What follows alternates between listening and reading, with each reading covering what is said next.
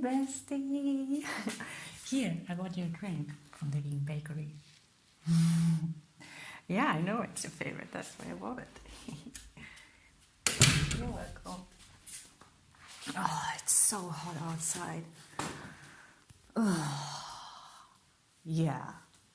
Have you been out yet? Nah, I wouldn't recommend it. It's awful. Like I walked slowly and I'm still sweating. It's just blah. Oh, let me just rest here for a while. Oh my gosh. Oh. Yeah, maybe it's better not to go out at least for a while. Oh, you bought red currants? They're my favorite. You're so awesome. Yeah, we can make them in a while. Oh, just give me a bit of time.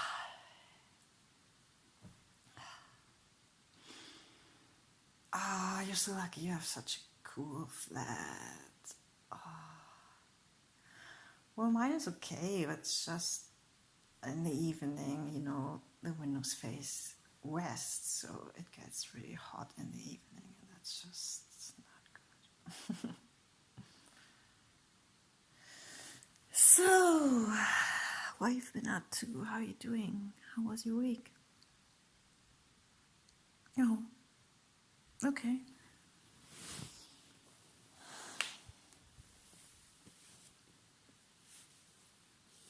Sure, you can talk to me about that. Oh, I'm sorry to hear that.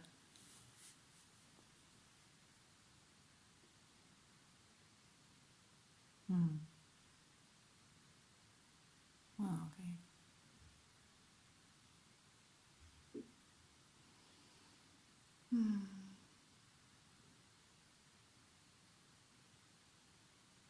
Well, I think that makes perfect sense.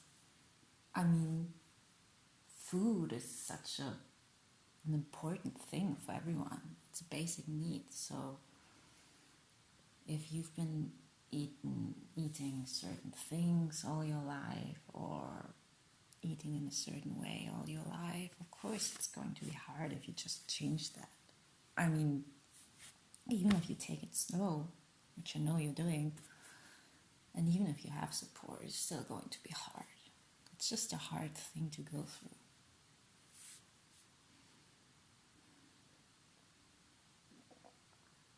Oh, okay.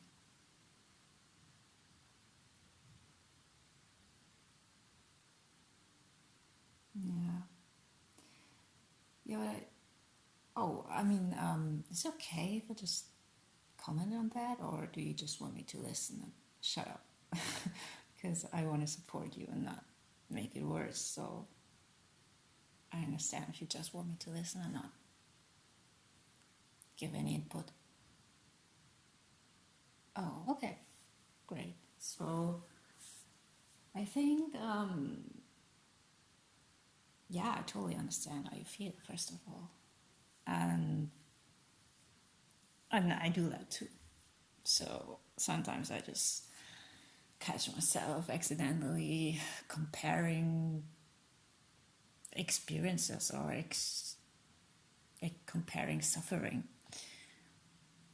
like comparing trauma or something of different people, or thinking, oh, you know, that person has got it so much worse than me, I should feel so lucky. But I just think that's something you can't do. You can't compare suffering, because everyone's experience is valid and important. So that's what your experience is. It's totally normal and valid that you suffer from this, that it's hard for you, and just, you know, you're so aware of the suffering that animals go through, and that's why you're going vegan, and that is awesome. So, and nothing takes away from this awareness, you know, validating your own suffering and being aware that you need some support and self-care and just acknowledging that it's hard, it doesn't take away from your awareness of what's happening to the animals. And so that's totally fine. These things can coexist. So yeah, I don't know, I always remind myself that you can't compare suffering, and my experience is completely valid, no matter what it is, even if it's something that seems like a small thing, but obviously it's important for you, or else you wouldn't be feeling like that. So I don't know if that helps. Yeah, of course, yeah. Yeah, I always say that to my therapist too. Of course, it doesn't take away your feelings, and that's totally fine. I mean, there's a reason why you feel bad for feeling this way, so, and that's valid too. Yeah.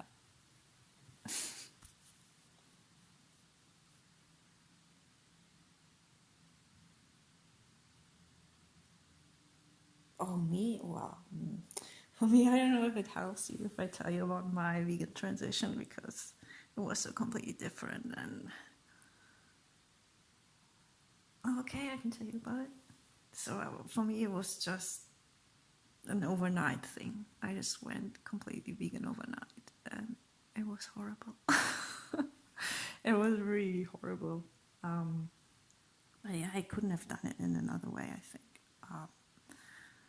I guess even now, I guess I would still do it the same way because that's just me, right? It's different for everyone. So I just, I had this nightmare about animal abuse, and I woke up feeling so irresponsible, and like I was actually crying.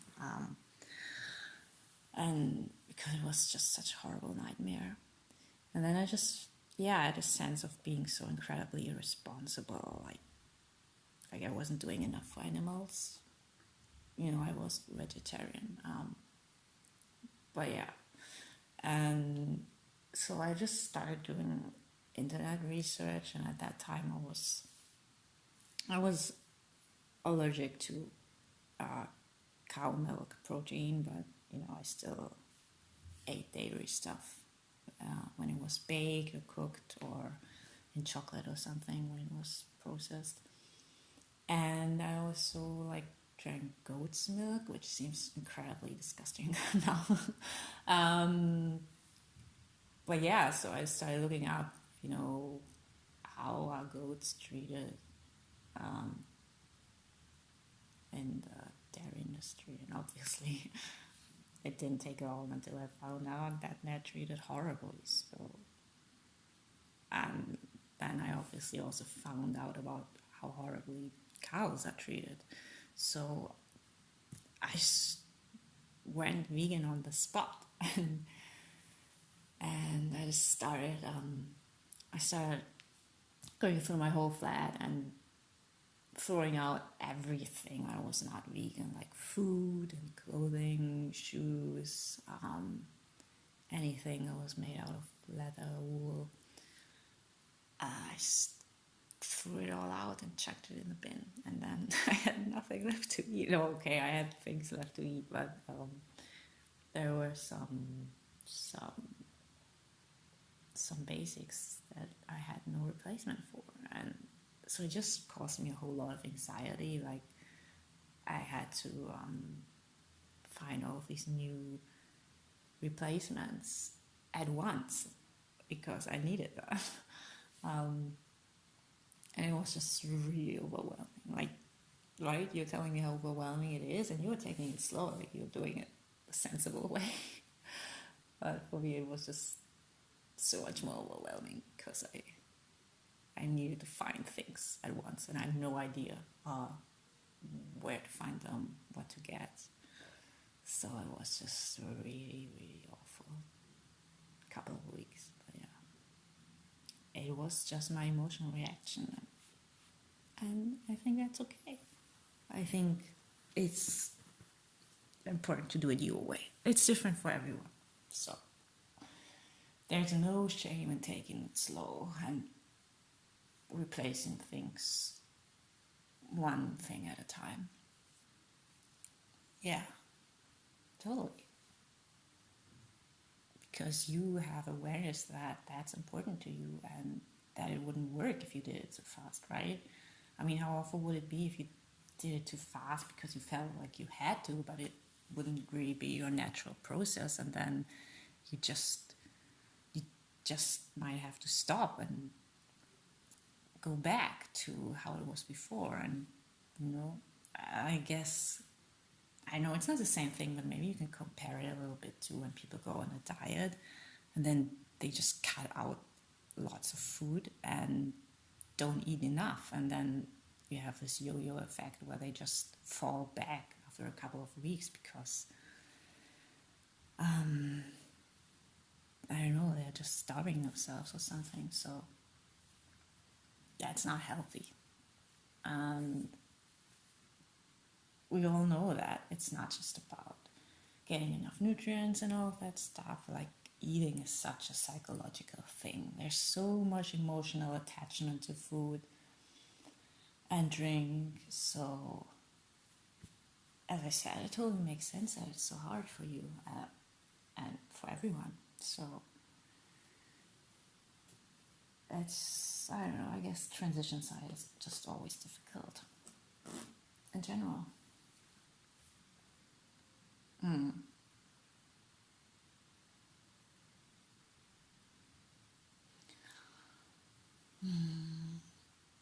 I don't know, what exactly is it that you find so hard about it, or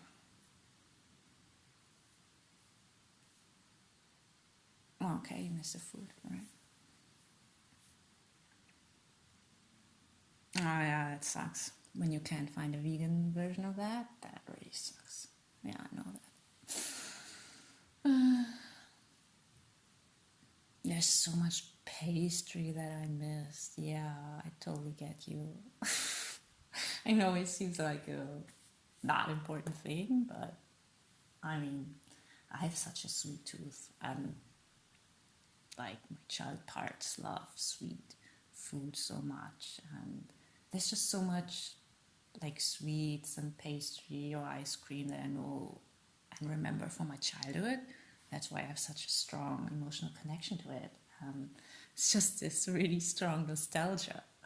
So, oh, there's so much that I think, oh my god, like, do you remember that awesome ice cream that we ate as a child, or this chocolate bar, or whatever it is? And it's awful to find out that that still exists, but of course it's not vegan, and there's no vegan version of exactly that thing. And I'm like, why hasn't anyone tried to reproduce this as a vegan thing? Like, I'm sure so many people would buy it. If I was a chef or some sort of food entrepreneur, that's what I would do for myself. Yeah, so I totally understand that you're craving certain things.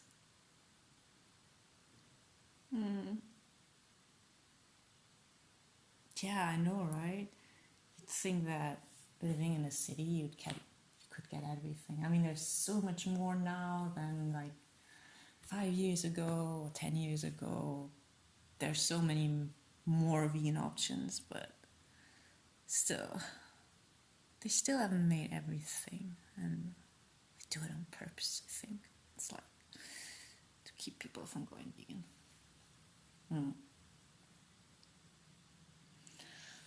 How do I deal with that? Oh, that's a good question.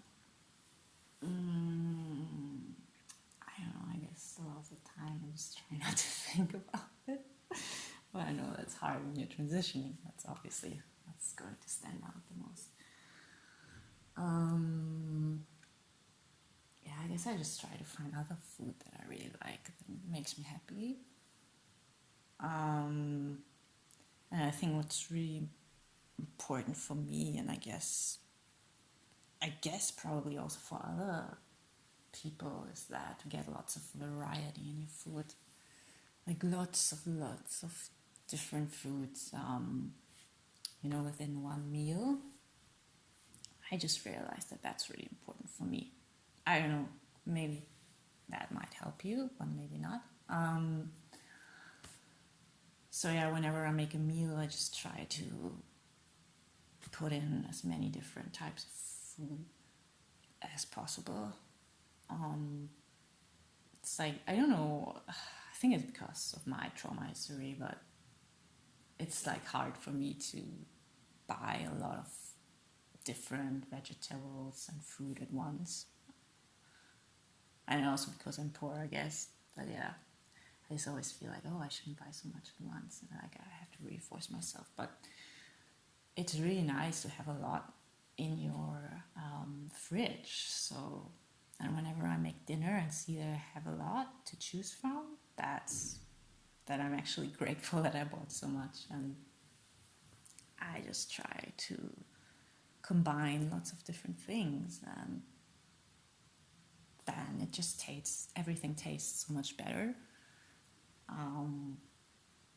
And I don't know, some time ago I tried out a meditation app, and it sucked mostly.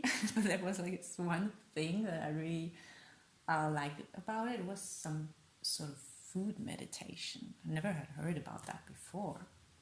Yeah, it sounds funny. But it basically was just mindful eating. So while you're eating, just trying to really focus on the taste and the texture of the food, how it feels in your mouth, the flavor. And so I think, yeah, what they said was like, you take a mouthful and then you put down your fork or whatever it is, put down your hand, put your hands on your lap or whatever, you just stop and you chew, you eat, and you just focus on eating. It's like you're not thinking about, you're not getting ready to already take the next bite. You just put your hands down, put your fork down, and just focus on right now in the moment what you're eating, what is in your mouth, and what it tastes like. And that really helped. So sometimes, or a lot of the times, I still do that. I just, when I have dinner, I just take some really mindful bites and try to recognize as many ingredients as I can from the flavor, what they taste like, what they feel like. And that just really enhances the experience. It's like I just get a lot more pleasure out of it. And I don't know, for me, it was always hard to enjoy eating because of my trauma history, because of abuse. So when I went vegan, and then when I started doing this and getting more mindful, as I went along my trauma recovery, I just started to enjoy eating for the first time. And I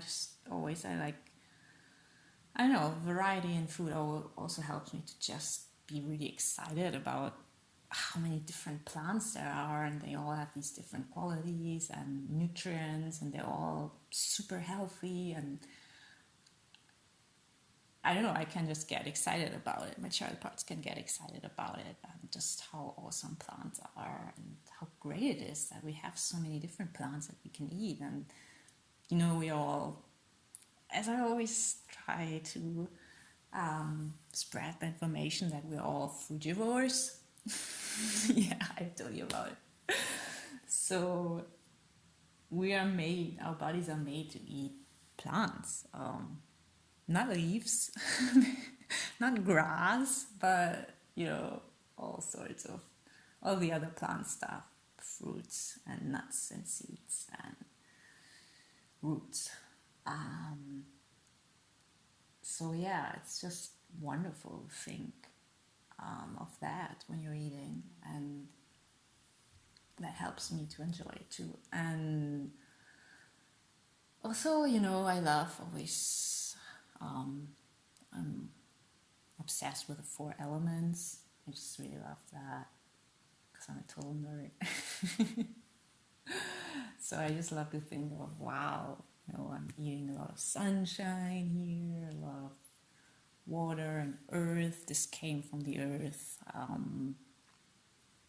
it's just nice to think. It just always seems so like really peaceful and natural. And obviously, you don't have to have a bad conscience about eating it. It's ethical. No animal had to suffer from it for it. So I know that really helps me to enjoy my food more, and that helps with craving, I think, to get as much variety of the food that you can get, and yeah, also which is the healthiest. That just really helps me. I don't know. What do you think about that? Yeah. And if it doesn't help you, maybe just trying it out can help you find what works for you. I mean, if you find out that it doesn't work for you, then it's still something that you learned, I guess, from the experiment. Yeah.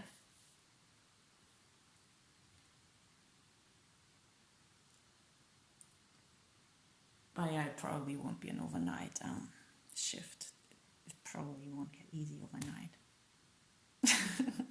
Sorry to burst your bubble. I'm sorry. Just thinking that it probably takes time. Or not. Maybe it's different for you. I'm sorry.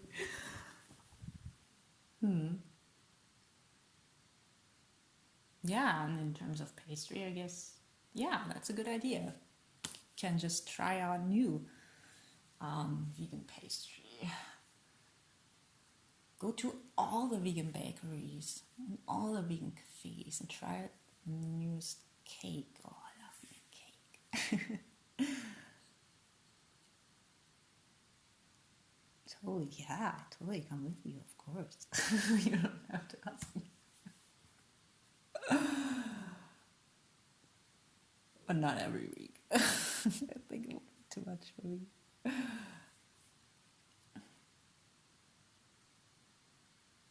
Mm-hmm.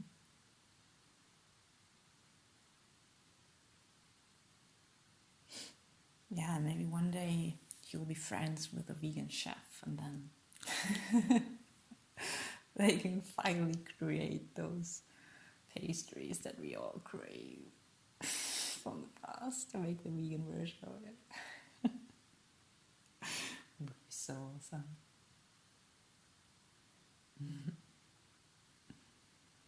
Oh, you're welcome. I hope it helps. And of course, you can always come to me and talk to me about it. Sure. All right, let's get to these road currents. So let's talk about food. Make me hungry.